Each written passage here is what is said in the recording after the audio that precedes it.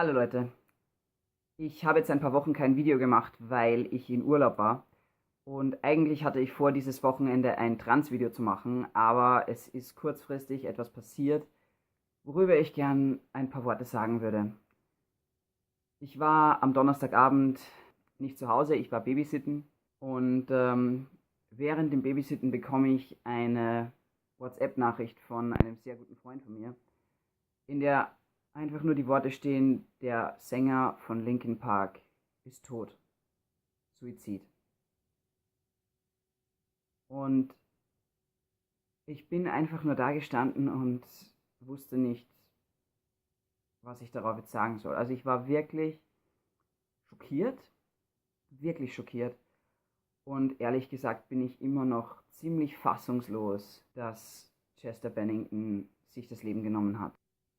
Linkin Park ist eine Band, die mich wirklich seit ungefähr 10 Jahren in meinem Leben begleitet hat. Ich war jetzt nie ein massiver Fan, der irgendwie die Poster im Zimmer gehabt hätte und komplett ausgerastet wäre über Linkin Park, aber sie waren definitiv immer unter meinen Top 10 Bands. Und eine der wenigen Bands, wo ich wirklich viele Lieder kenne, weil bei vielen Bands kenne ich einfach ein, zwei Lieder und finde die gut.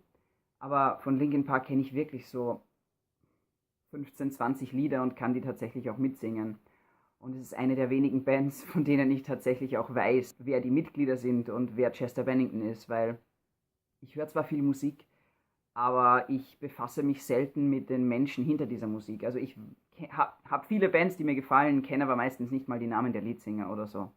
Das sind wirklich nur eine Handvoll Bands, mit denen ich mich wirklich im Aufwachsen beschäftigt habe, und Linkin Park war eine dieser Bands, weil die einfach mich angesprochen haben auf sehr vielen Ebenen mit ihrer Musik und vor allem ihren Lyrics, weil es da einfach um so Themen ging, die mich auch beschäftigt haben. Und viele Dinge, die in meinen Teenagerjahren so in meinem Kopf vorgegangen sind, auch so depressive Gedanken und Ängste und einfach Dinge, die mich belastet haben, die wurden einfach in diesen Texten so ausgesprochen, wie sie waren, und einfach bearbeitet. Ich denke, dass in unserer Generation die meisten Leute über kurz oder lang Linkin Park gehört haben oder zumindest wissen, wer das ist. Ich meine, es ist klar. Ich meine, es ist eine der genialsten Bands unseres Jahrhunderts.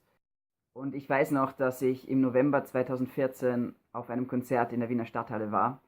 Und das war so ein Konzert, wo ich nicht sicher war, ob ich hingehen sollte. Weil ich hatte zu dem Zeitpunkt so ein, zwei Jahre nicht wirklich aktiv Linkin Park gehört. Und als ich dann gehört habe, dass die nach Wien kommen, war es so: soll ich gehen? Es ist jetzt gerade nicht so eine relevante Band für mich. Da war die Hauptzeit, wo ich es gehört hatte, schon vorbei.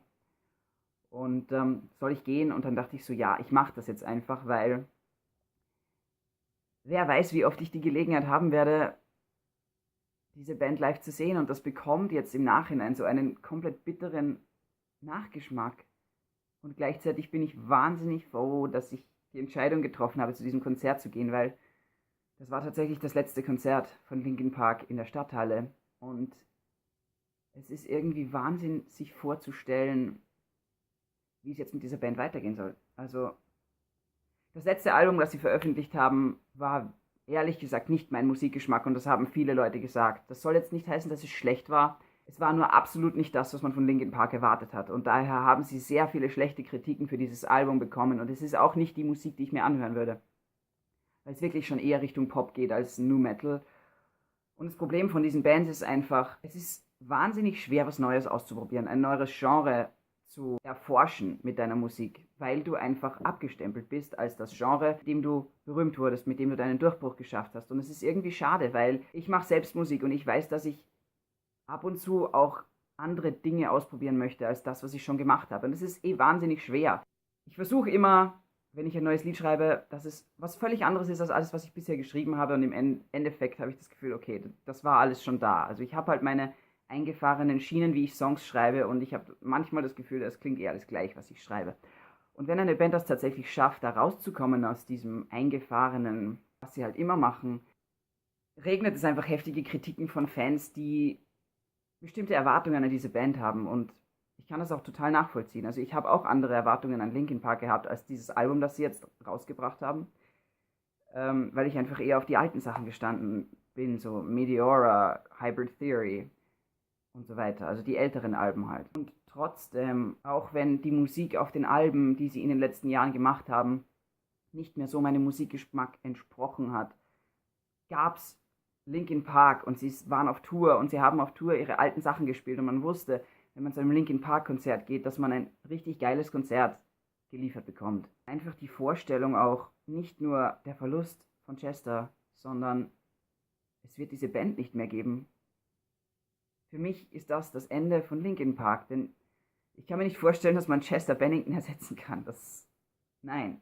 Ich weiß, dass er seit seiner Kindheit mit psychischen Gesundheitsproblemen zu kämpfen hatte, Mental Health Issues, und seiner Kindheit missbraucht worden ist und seine Eltern sich getrennt haben und er große Drogen-, Alkoholprobleme immer wieder hatte. Ich hatte ehrlich gesagt nicht damit gerechnet, dass er alt wird, aber ich hatte nicht damit gerechnet, dass er sich mit 41 aufhängt.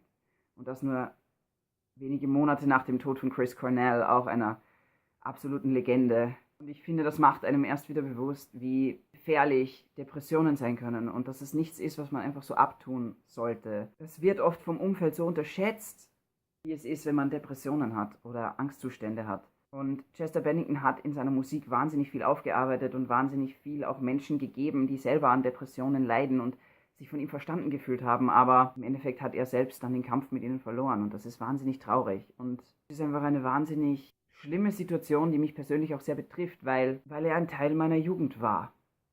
In meinem Aufwachsen war er irgendwie da. Er hat nie eine vordergründige Rolle gespielt, so wie ich hatte bestimmte Bands, die wirklich eine vordergründige Rolle gespielt haben, die wirklich meine Top 3 Bands waren. Das war Linkin Park nicht, aber sie waren immer da. Und bei diesem Live-Konzert, das ich da gehört habe in Wien, war ich absolut geflasht, weil ich war mir wirklich nicht mehr sicher, ob ich die Nummern überhaupt kenne oder noch mitsingen kann. Und als sie dann angefangen haben, kannte ich wirklich 99% der Lieder, bis auf 2, 3 neue, die sie gespielt haben. Und das war wirklich dann so, oh mein Gott, das Lied ist auch von Linkin Park. Tatsächlich, das kenne ich auch, das ist auch von Linkin Park.